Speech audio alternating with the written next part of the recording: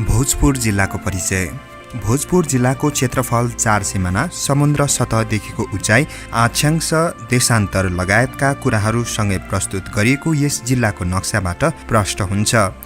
स्वदेशमा मात्र नभएर विदेशमा समेत प्रसिद्धि कमाएको भोजपुरे खुकुरी र करुवा धेरै पहिलादेखिकै ऐतिहासिक भोजपुर जिल्लाका परिचय हुन्। यसबाट यहाँको धातु खनिज सम्पदाको अनुमान लगाउन सकिन्छ।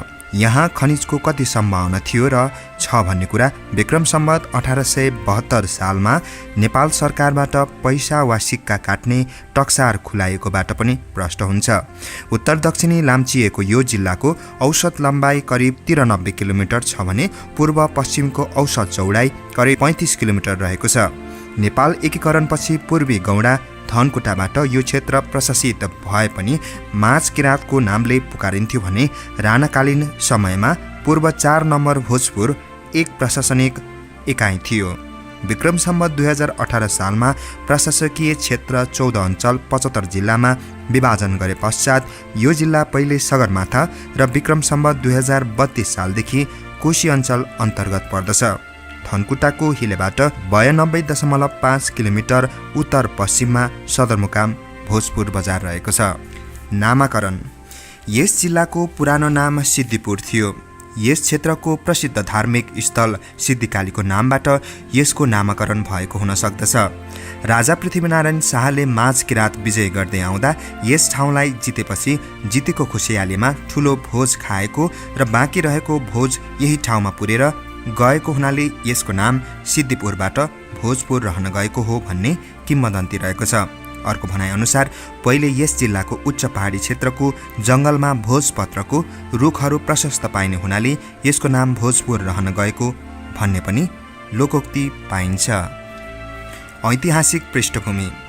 पहिले माझ किराँतको नामले प्रसिद्ध रहेको यस क्षेत्रको प्रशासन चौदण्डी गढीबाट सञ्चालित थियो।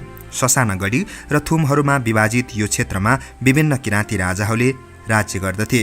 ईसाको 16औं शताब्दीमा पाल्पाका सेन वंशीहरूको चकचकी रहेको थियो। मुकुन्द सेन प्रथमले नै आफ्नो राज्य विस्तार गरी पूर्वमा अधिपत्य जमाएका थिए। पछि यिनका कान्छा छोरा लोहाङ सेन यस क्षेत्रका राजा भए, किनकि यी क्षेत्रहरू पछि गई मुकुन्द सेनले आफ्ना भाइ छोराहरूलाई बाट्न मकवानपुर, विजयपुर र चौदण्डी गरी 3 राज्यहरूमा बाँडेका थिए। लोहाङ सेन पछि यिनका छोरा राघव सेन, पछि छोरा हरि सेनले राज्य चलाएका थिए। पछि क्रमशः इन्दु विधाता सेन, शुभ सेन, महापति सेन, कामदत्त सेन, जगत सेन, मुकुन्द सेन, विक्रम सेन, कर्ण सेन राजा भए भन्ने इतिहासमा उल्लेख रहेको छ।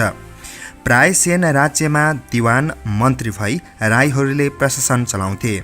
सेन राजा र मन्त्री राईहरू बीच खटपट भइरहन्थ्यो। खस ब्राह्मण, गुरुङ, मगरहरू सेन राजाको अधीनमै बसे पनि किराँती मन्त्रीहरूको दबाव स्वीकार्दैनथे। यसै सिलसिलामा कर्णसेनका प्रमुख कर्मचारी सिंह कार्की र खारपाका धनाट्य ब्राह्मण हरिनन्द उपाध्याय इस्वी सम्वत 1769 मा नुवाकोट गई राजा पृथ्वीनारायण शाहसँग आश्रय लिन पुगे। पृथ्वीनारायण शाहले पनि गुप्त रूपले गुप्तचर पठाएर यथार्थ बुझी अभिमान सिंह बस्नेतको फौज चौदण्डी विजय गर्न पठाए, तर माझ किराँतमा अधिकार नभएसम्म यिनलाई मकवानपुरमा नै राखे। किराँतका पहाडी खण्डमा अधिकार गर्न सरदार रामकृष्ण कुँवर र अमरसिंह थापा खटाइयो। यिनको फौज दुधकोशीको दोभानमा पुग्दा हरिनन्द उपाध्यायले पहिलेदेखि तयार गरिराखेको डुङ्गाको मद्दतले गोर्खाली फौज 25 अगस्त 1772 मा दुधकोशी पार गर्यो। सैनिक सामान र रसद व्यवस्थापनका लागि मुर्मी, सुनुवार, थामीहरूलाई किपट दिई बन्दोबस्त मिलाइयो। यसरी रामकृष्ण कुँवर माझ किराँत भित्र पस्दा चौदण्डीको राजधानीबाट टाढा रहेको यस क्षेत्रको सुरक्षाको राम्रो दृष्टि दिएको थिएन। असहाय रहेका यहाँका खुम्बुहरू गोर्खालीको आक्रमण विफल तुल्याउन 20 मा चुपिएका धनुकाँडहरूको सहायताले लडाईँ लडे, तर गोर्खालीको बन्दुकको अगाडि यिनको जोड चलेन। गोर्खालीले क्रमशः चिसङ्खु, रावाघाट, कुलुङ, दिङ्ला लगायतका यस भागका धेरै थुमहरू विजय गर्दै सुनकोशीको उत्तरपट्टिको माझ किराँत जनवरी 1773 मा अधिकार गरे भने सुनकोशीको दक्षिणपट्टिको भाग फेब्रुअरी 1773 मा दखल गरे। त्यसपछि मात्र अभिमान सिंह बस्न्यात र पारथी भण्डारीले चौदण्डी आक्रमण गरे। चौदण्डीका राजा कर्णसेन पहिला नै भागेर विजयपुर गएकाले चौदण्डीको राजधानी पनि गोर्खालीले नै सजिलै हात पारे। यसरी यी क्षेत्र हालको आधुनिक नेपालमा सम्मिलित भएको थियो।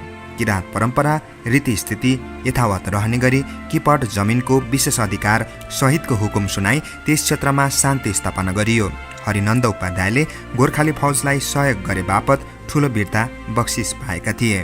प्राकृतिक स्वरूप समुद्र सतहबाट 153 मिटरदेखि 4153 मिटरसम्मको भूधरातलीय स्वरूप रहेको भोजपुर जिल्लालाई सामान्यतः 3 भागमा बाँड्न सकिन्छ। पहिलो लेकाली खण्ड। उत्तरका हिमालय पर्वत श्रेणीबाट आएका पर्वतीय हाँगाहरू लेकाली भागमा पर्दछन्। समुद्र सतहबाट करिब 2500 मिटरदेखि 4153 मिटरसम्मको उचाइमा पर्ने यो खण्ड मयाम डाँडा भन्दा माथि साल्पा भन्ज्याङ हुँदै उत्तरमा गएर हिमाली क्षेत्रसँग जोडिएको छ। दोस्रो खण्ड पहाडी खण्ड। जिल्लाको करिब आधाभन्दा बढी भाग ओगडेको करिब 1200 मिटरदेखि 2500 मिटर उचाइमा फैलिएको यो क्षेत्र साना ठुला नदी तथा खोलाहरूले काटेको हुँदा छिया परेको छ।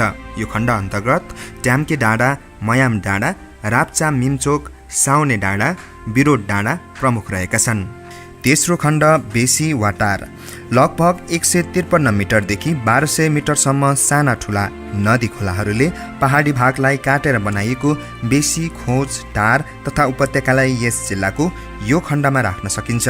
जिल्लाभित्र यत्रतत्र छरिएर रहेका टारहरूमा बाज बर्ने टार, पानी टार, पौडेल टार, सिक्किम टार, कीर्ति टार, खर्खे टार, बयाम टार, बाउसे टार, बोखिम टार, हलुङ टार, माझी टार, रानी टार, मक्सिन टार, जगान टार, काम्ला टार, खर्काली टार, डुस्के टार, दिवी टार, काम्ले टार, शिबु टार आदि प्रमुख रहेका छन्। प्राकृतिक स्रोत तथा सम्पदा। प्रमुख नदी नालाहरू अरुण, सुनकोशी, पिखुवा खोला, इर्खुवा खोला, जुके, बुवा, छिन्तालुङ, चिर्खुवा खोला, कावा, घरे, नेवासुखे, बल्खु, बहरे, खुकुवा, रिसुवा खोला आदि रहेका छन्। त्यसैगरी ताल र पोखरीमा साल्पा पोखरी, पञ्चकन्या पोखरी, हंस पोखरी, च्याङ्रे पोखरी, भविष्यवक्ता पोखरी आदि रहेका छन्। झरना। पहाडी भूबनोट रहेको यस जिल्लामा ससाना झरना उल्लेख्य मात्रामा भए पनि चिर्खुवा खोलाको छाँगो जिल्लाकै ठुलो र अग्लो झरना हो। यस्तै 3 छाँगा, जुगु, बोखिम झरना पनि उल्लेखनीय छन् भने बैकुण्ठेको नाग छाँगा प्रसिद्ध रहेका छन्। केही प्रमुख पर्यटकीय स्थलहरूको चिनारी। भोजपुर बजार। यस जिल्लाको सदरमुकाम भोजपुर बजार समुद्र सतहबाट करिब 1540 मिटर उचाइको चारैतिर देखिने खुल्ला डाँडामा हुनाले यो प्राकृतिक, प्रशासनिक एवं सामरिक दृष्टिकोणले गढी अड्डा बन्न उपयुक्त भएको प्रमाणित हुन्छ। जिल्लाकै प्रसिद्ध धार्मिक स्थल सिद्धिकाली देवीको मन्दिर बजारको सिरानमा रहेको छ। मन्दिर नजिकै एउटा गुफा छ। त्यो गुफा टक्सार बजारसम्म पुगेको छ भन्ने स्थानीय भनाइरहेको छ। गुफाभित्र शिवजीको मन्दिर भएकाले यस गुफालाई महादेव गुफा पनि भन्ने गरिन्छ। साल्पा पोखरी र सिलिचोङ पहाड। यस जिल्लाको उत्तर पश्चिम कुनामा अवस्थित दोभाने गाविस 8मा पर्ने साल्पा पोखरी सदरमुकामबाट करिब 58 किलोमिटर पैदल दूरीमा पर्दछ। जिल्लाकै ठुलो यो प्राकृतिक पोखरी धार्मिक, ऐतिहासिक एवं पर्यटकीय दृष्टिकोणले निकै प्रसिद्ध रहेको छ। यस जिल्लाको सबैभन्दा अग्लो सिलिचोङ पहाडको नजिकै फेदीमा रहेको यो पोखरी बौद्ध, हिन्दू, किराँत लगायतका धर्मावलम्बीहरूका लागि उत्तिकै महत्त्वपूर्ण तीर्थस्थल हो। विशेषतः वैशाख चण्डी पूर्णिमा, भाद्र ऋषि तर्पणी पूर्णिमा, कार्तिक पूर्णिमा, मङ्सिर पूर्णिमा लगायत नाग पञ्चमी, दशैँ र तिहार जस्ता ठुला चाडपर्वहरूमा यहाँ भव्य मेला लाग्दछ। वरिपरिबाट चट्टानी पहाडले घेरिएको एवं खुट्टाको पैताला आकारमा रहेको यो तालमा तत्कालीन 32वटै किराँत राजाहरूले शिला पूजा गरेर मात्र राज्य सञ्चालन गरेको भनाइ छ। यस पोखरीसँग विभिन्न किम्वदन्तीहरू जोडिएका छन्, जसमध्ये एउटा यस्तो रहेको छ। एक किराँत राजाले जौबारी भन्ने ठाउँबाट आफ्ना रानीलाई यो पोखरी भएको स्थानमा नागले बेरेको देखेपछि किराँती राजा सो नागलाई मार्न जाँदा रानीले मैले यो नागसँग विवाह गरिसके, तपाईँ आउन ढिला भयो, बरु अब कुखुराको भाले लिएर जानु, जहाँ पुगेपछि भाले बाँच्दछ त्यहाँसम्म तपाईँको राज्य हुनेछ भनेपछि राजा भाले बोकेर हिँडेर काठमाडौँ आइपुग्दा भाले भाषेकोले तत्कालीन किराँत राज्य काठमाडौँसम्म विस्तार भएको भन्ने जनश्रुति रहेको छ। प्राकृतिक सुन्दरताले भरिपूर्ण यस पोखरीमा हिउँदमा हिउँ पर्ने हुँदा अझ रमणीय बन्दछ। यहाँ दर्शन स्नान गर्नाले सन्तान, धन, दौलत, ज्ञान, बुद्धि, विवेक, दीर्घायु, सुस्वास्थ्य र असल वरवधु प्राप्त हुने जनविश्वास रहेको छ। साल्पा पोखरीको शिर तथा भोजपुर सङ्खुवा सभा खोटाङ र सोलुखुम्बु जिल्लाको सीमा क्षेत्रमा पर्ने सिलिङचुङ पहाडबाट विश्वको सर्वोच्च शिखर सगरमाथा लगायत मकालु, कञ्चनजङ्घा, कुम्भकर्ण आदि हिम शिखरहरूको मनमोहक दृश्यावलोकन गर्न सकिन्छ। त्यस्तै तराईका समथर फाँटदेखि नागबेली प्रवाह हुने नदीनाला लगायत सूर्योदय र सूर्यास्तका दृश्यले यहाँ आउने जो कोहीको पनि मन रमाउँदछ। पछिल्लो समयमा साल्पा सिलिचुङ नयाँ साहसिक पदयात्रा मार्गको विकास गरिएको छ, जसले यस क्षेत्रका किराँत समुदायका मौलिक परम्परा, संस्कृति र जीवनसँग साक्षात्कार समेत हुने अवसर जुटाएको छ। हाल दिङलाबाट यहाँसम्म पुग्ने मोटर बाटोको योजना पनि अगाडि बढिरहेको छ। हतुवागढी सदरमुकामदेखि 30 किलोमिटर दक्षिण रानीबास गाविस खोडेटारमा अवस्थित हतुवागढी प्राचीन कालमा किराँती राजाहरूको गढी वा किल्ला हो। अरुण र दुधकोशी नदीको सङ्गमबाट माथि उठेको डाँडाको शिखरमा अवस्थित यो गढीमा त्यस बेलाका भग्नाशेषहरू यद्यपि कायम छन्। यहाँबाट मनमोहक हिमाल र हरिया डाँडाको दृश्यावलोकनले असाध्यै प्रफुल्लित बनाउँदछ भने यहाँको किराँत संस्कृतिले आफू धनी भएको आभास दिलाउँछ। किराँतीहरूको मुख्य बसोबास भएको यो स्थान अदुवा खेतीका लागि निकै प्रसिद्ध रहेको छ। हतुवागढीको छेउमा रहेको कहिल्यै नसुक्ने सानो पोखरी जुन भविष्यवक्ता पोखरीका नामले प्रसिद्ध छ, त्यहाँ जिल्लामा कुनै विघ्न बाधा आइपरेमा पोखरीको पानी रातो भई भविष्यवाणी हुन्छ भन्ने स्थानीयको विश्वास रहेको पाइन्छ। दिङला तुमलिङटार सङ्खुवा सभाबाट भोजपुर जाँदा बाटोमा पर्ने दिङला बजारमा प्रसिद्ध शिवराम मन्दिर र राम जानकी मन्दिर रहेका छन्। मूलपानी, केउरेनी पानी र तुङ्गेछा गाविसको सिमानामा पर्ने दिङला भन्ज्याङमा यो स्थान पर्दछ।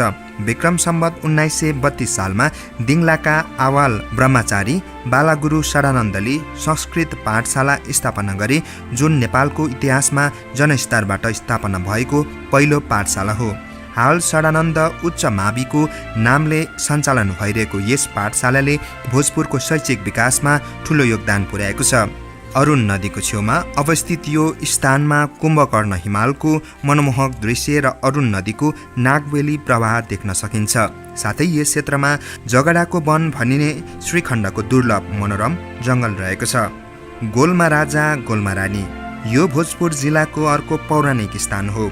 पौराणिक भनाइअनुसार गोल्मा राजाले विवाह गरेर जाँदै गर्दा यस ठाउँमा आएर सबै बिलाएका थिए। अहिले पनि त्यहाँ अवस्थित ढुङ्गाहरूमा विवाह कार्यक्रमको दृश्य देख्न सकिन्छ।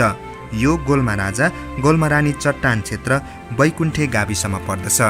जनता र संस्कृति यस जिल्लामा 54 भन्दा बढी जात जाति, 10 भन्दा बढी धर्म संस्कृति र 40 भन्दा बढी भाषा भाषीका जनताको बहुपहिचान युक्त बसोबास भए पनि प्रमुख रूपमा क्रमशः राई, क्षेत्री, तामाङ, नेवार, ब्राह्मण जाति, भाषा, धर्मका मानिसहरूको बाहुल्यता रहेको छ। त्यस्तै कामी, मगर, दमाई, सार्की लगायत सन्यासी, शेर्पा, खर्ती आदि आफ्नै मौलिक परम्परा र संस्कृति भएका जात जातिहरू पनि यहाँ बसोबास गर्दछन्। यस जिल्लाको सामाजिक जीवनभित्र तुलनात्मक रूपमा सरलता, सजगता र सचेतता बढी पाइन्छ। यहाँका सम्पूर्ण बासिन्दाहरूमा पारस्परिक मेलमिलाप, सद्भाव र समझदारी कायम रहेको छ। करिब 2000 वर्ष पहिलेदेखि नै यस ठाउँमा विभिन्न किराँत जातिको बसोबास हुँदै आएकोले अहिले पनि किराँत जातिको बाहुल्यता रहेको छ। किराँत जातिको सभ्यता र संस्कृतिको उद्गम स्थल यही माझ किराँत हो। अधिकांश किराँत जातिको बसोबास भए पनि यस जिल्लामा हिन्दू धर्मको बाहुल्यता हुनाले किराँत धर्म मान्नेहरूको सङ्ख्या दोस्रो स्थानमा रहेको छ। त्यसैगरी बौद्ध, क्रिस्चियन, मुस्लिम र अन्य धर्मावलम्बीहरू समेत यस जिल्लामा बसोबास गर्दै आएको भए तापनि धार्मिक सहिष्णुता कायम रहेको छ। यहाँ आर्थिक क्रियाकलापमा सक्रिय जनशक्तिको करिब 88% मानिसहरूको प्रमुख पेशा कृषि हो। यहाँ किराँतहरूको धर्मग्रन्थ मुन्दुमका बारेमा छोटो चर्चा गरिएको छ।